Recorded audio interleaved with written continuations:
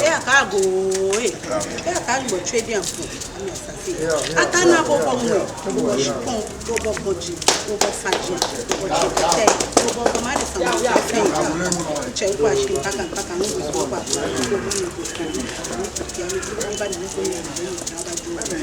na akane be a afile aloko ese ba shi wo ko ni da tu abi dada ego sakumo plote ego na akọle aboyo egbesi afiye amefan ameho mene aya ye sewo wa sa shipon fe mene wo ke mo ya wo shipon na bleku bleku na won bi wala sekele won bi shele mo won bi no na ni wo ya na nye wo yin na nye wo sa na ko wa ba shushe wo ga shida ka ije mo abanye salo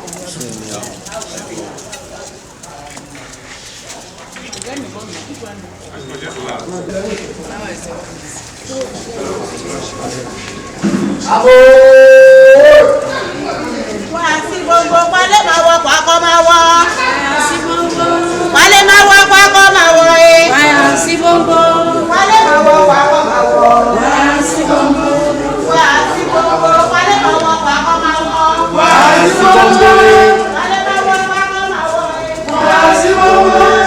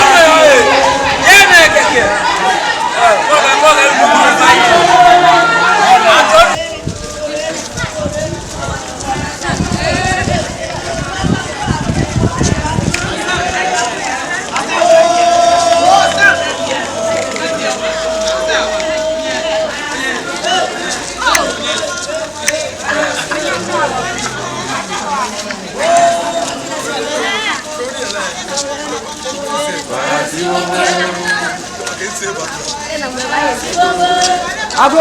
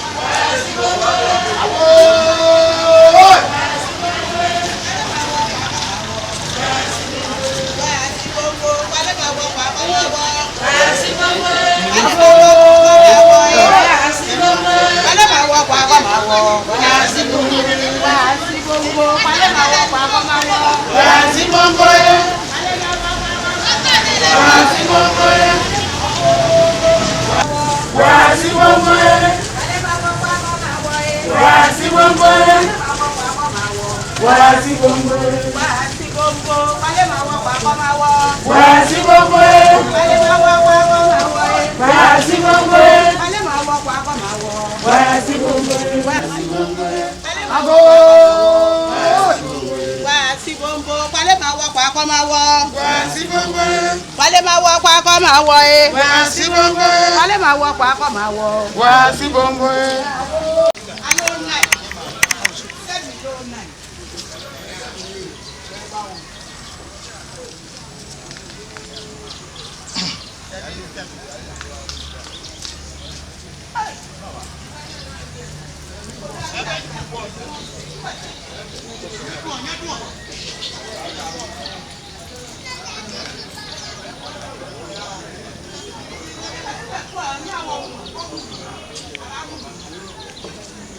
Yo, no, one.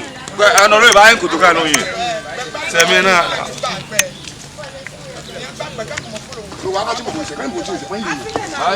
Ago. Dana come in, Dana come in. I'm a pebble. Ago. How are you? Ló fọ́ mi tún wá mi tún. Ìtàn pẹ́lẹ́. Ó fọ́ mi tún wá mi tún ẹ. Ìtàn pẹ́lẹ́. Ó fọ́ mi tún wá. Ìtàn pẹ́lẹ́. Ìtàn pẹ́lẹ́.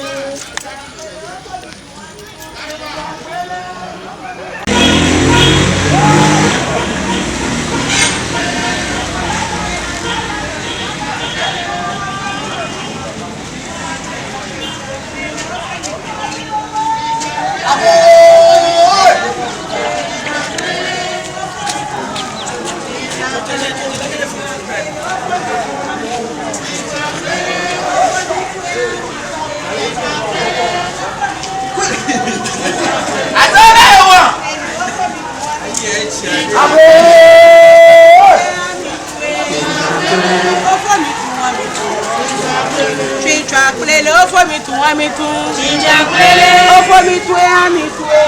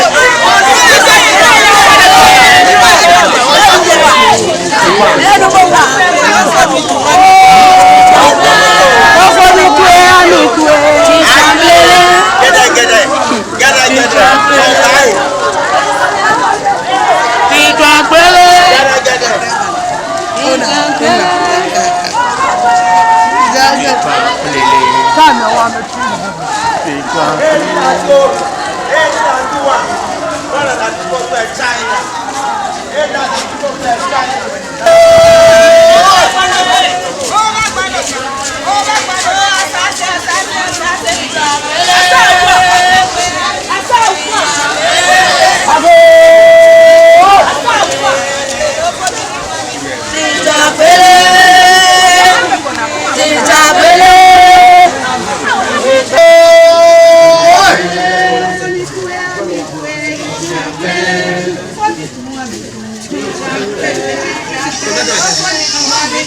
Ó fọ́ mi tún ẹ á mi tún ẹ. for me to have me to. Chinja plele for me to have me to. Chinja plele for me to have me to. Chinja plele for me to have me to. Chinja plele.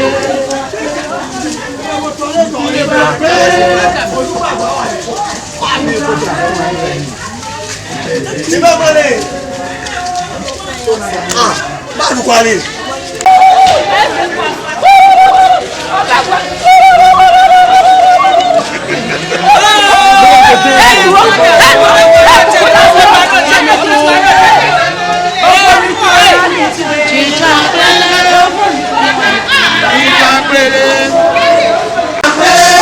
Vamos tocar.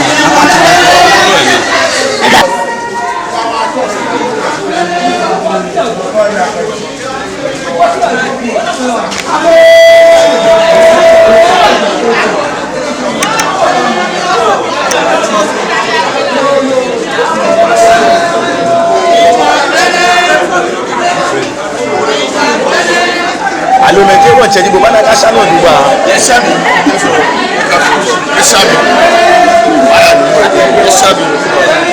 TBN.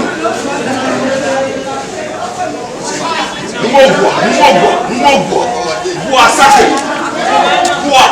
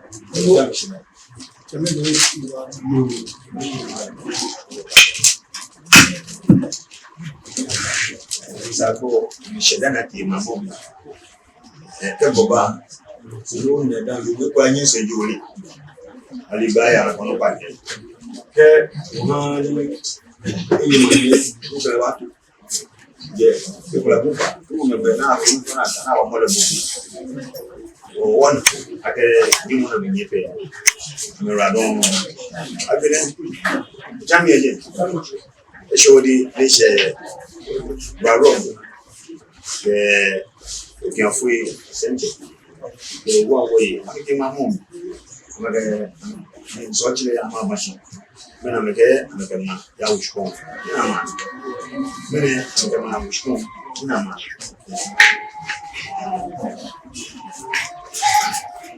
agabo jame amen ori jame ya ke me ke go chi wa banshi ni mo ga ma e wa ko ni ba Yo Jami. Aleshe chema de ake. Enkle wa ha ma se fe. Eleun. Na ju chi pepe ba ma wo be wa pesun yin. Mene woni na ju ma o wala. Na ma mu sa ma wo be. Won se no ka wo shi o ka wo. Won ya fi o shi la ma ta ko ina ko. So na mo wo be ke na ka no ka. Wo be se fe no ba. Chebe bana ya mi kan de. Na don Chebe ganya wa. Jami je. Kene effectivement son libère, ce sont des rôles. Mais la fille qui peut caler nous, ma des conditions aka on fait du coup na me on fait bébé. Chebe ge nye bebe e che ni me da ke lele bo de kan o te ma o ke. Sans le best en mana dit. Chebe bana ya ke me ge. Chebe ga ya e bo Mais on peut on des choses de ba ya quoi. Tu vois que on ma ba ko du.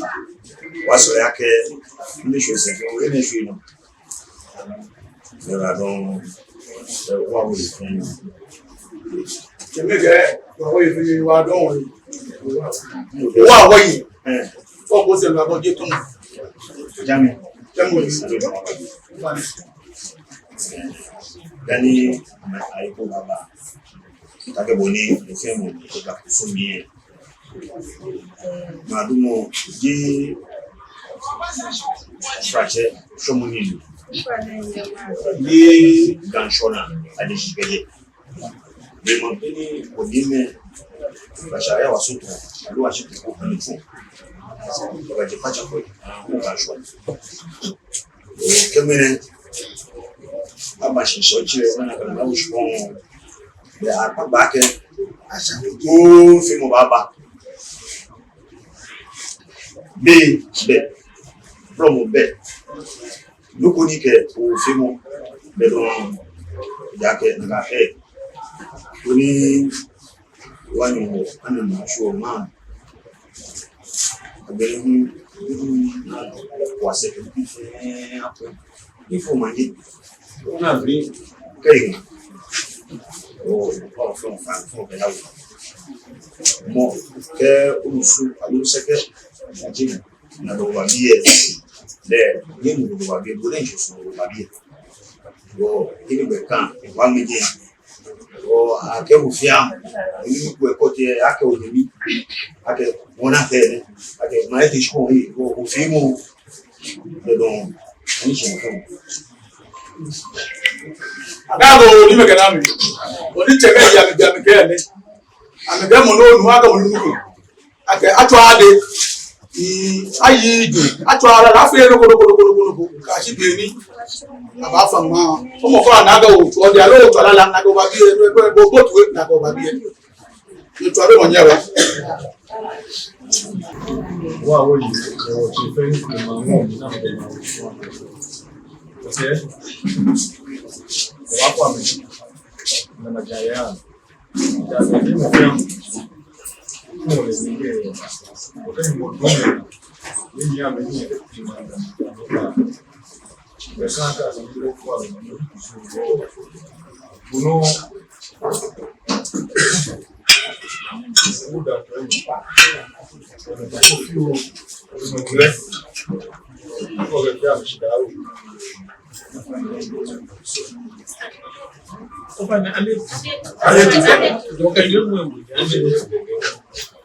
Agago ni me kana mi. Aswana ege. Oni cheme ya mi ke ni. Ame ke ni je ye ba ni. Ba fo ni le yan yan. Wo mi ye ame dan to enyu. Le inongele ko fi wo. Ni wo ko an. Ame ra don o fe cheme tuka.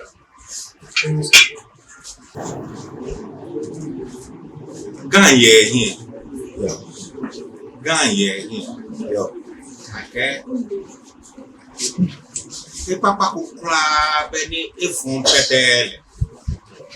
Ke petele denje be fi o ke yo ameti. Oni ko ba ko, o le nu lo ba ko. Lo an ba nu ni bi. Gana ke gat me. Ba nu ni bi ka da be bi ba nu ni bi. ke amalibe anopalibe the work the fracture of was if I play then they are good. They cough we say no to be worry.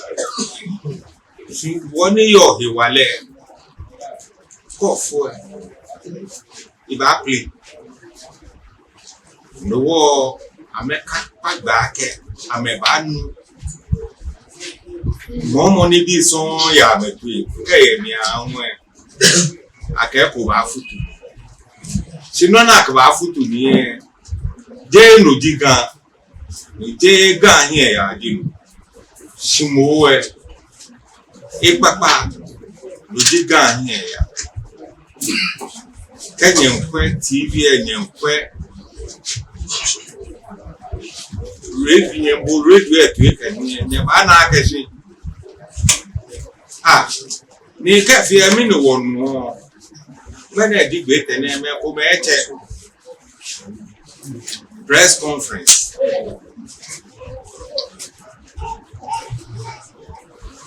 hena ho afi dadanku yeah ame kusa amensraje ida ka me beduku na ba ka gan na me ta ni gan wotu emi ikenono wonu afi so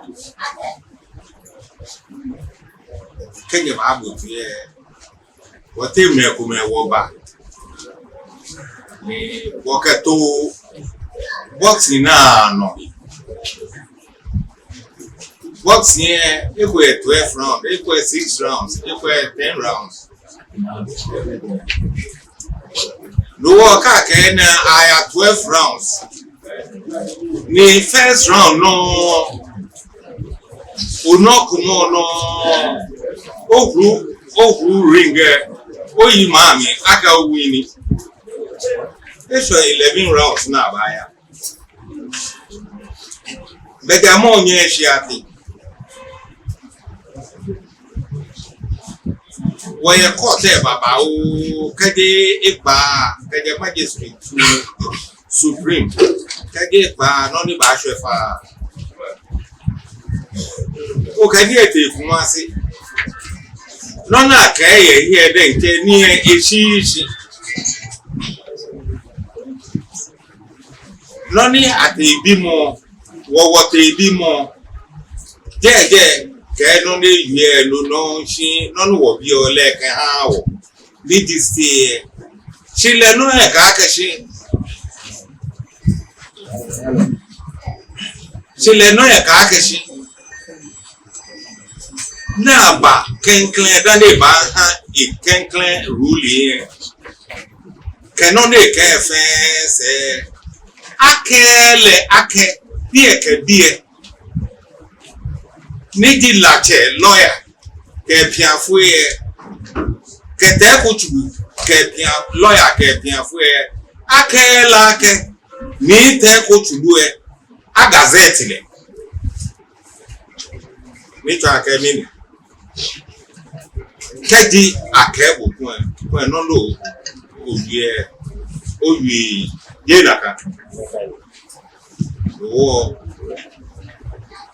wo ya ka ma me eto ame wo ya ke a supreme to e ja ke me na di gbe te ni ho ne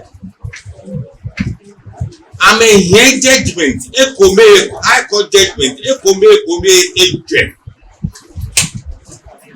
wole aye ni pa ni bona me kejo ame wa na me ka ji ko ye supreme court na ke pe na mo ke no nye anye ame behigbe na he na kosakis na do na for judgment e do e femi be kometo do won yolo ka shi review ko de je o ba ya review ka wona ko sa jama she for a meantime gamante le woyi e ja ke wo here gazette wo here gazette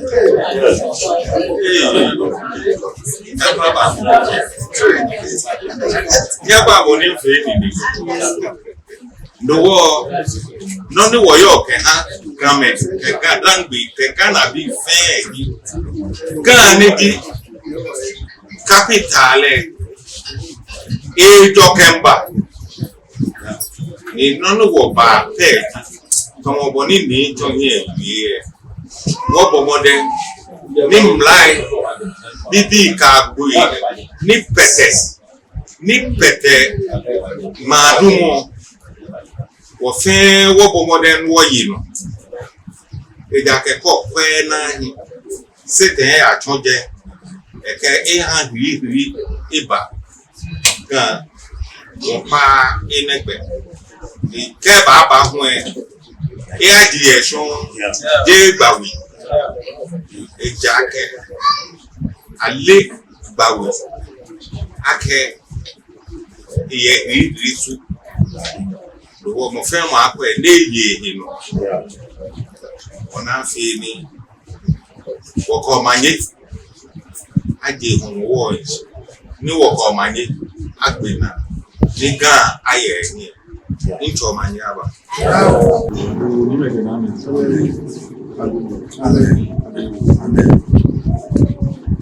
mene efi o fe mo mene o ima o wa mene aya o wale mo na wa ake woche o fe woche Sura Majesty nda kuju nji ya suma kama che da ko no ke gwa kusun fe mo bi she tumo ke wale se afi no ma mine ko leche ye yake ke na baba wu shi na ne ke ju kusun bi wa da fi mo yi le ba shi mene Gamba shonche ni boka da kenche alaja da kwate popi ke nya ne she ni ajima kesi unde ke ya ne she wo che yake o fe wo suji o bana o su fi mo o ba fa le fai ke ma wa fa ma bi ya she mo ke wala hawo ke du mo hawo ke na ni ba wo shi ane ni fe ma ke ba mo wo na ba denche wo uyu mo kenkere nke ha ya di mokesi ni ehye mu no ni ji enyu so ma bita ma set the record straight ake ko be gbatu o be egbe no to oro gbatu na to oro mo bita ma set the record straight ni wo gua ma dumo bawe ma na mi yo blema o fe wole yeni wo gua ma dumo yo e freema ndi buko pa kese yeni freema so mutu ma jeme no me gua ma dumo yo ni di badani ma dumo wa ba jide onye me ni di nyeme yo papa che oshia be she na me ke bia ne so mo amele yimbo che ne me won jamu bi na me won ma dumo ke ha methodist jakeni esa oyin esu osin onye me ni di bobilo e me da eno buade ni wo ni me e wo ni esu me shi hawo wa me ke ba ma name so many years ago ni ke je no se wa wo mo ma name yawo so ni ta le se ma bi fe de ake ma du mo ni ji gwa ma du mo je ga fun e ba lo agu ja nu e mene mo do mo na wo to wa ro mo wo ke le ta gwa lo mo fi am lo wa cho igwa ro mo ni je gba we atogbo ye alo je alaja dan pate for to go ye o ke fun wo yo mo fi o so mo je ku yo mo fi oni yo ni ga ni le ra don na ta mo o shko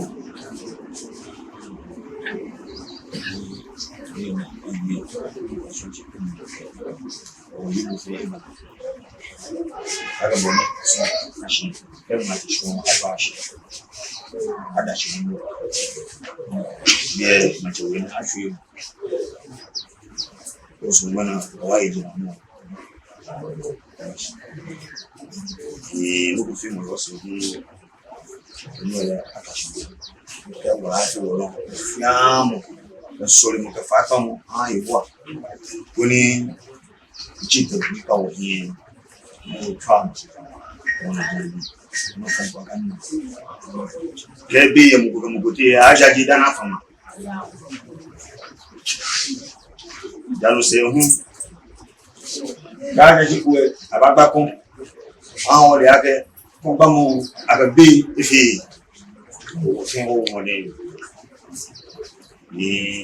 ife to mo yo pa pe àwọn ni gan apo ni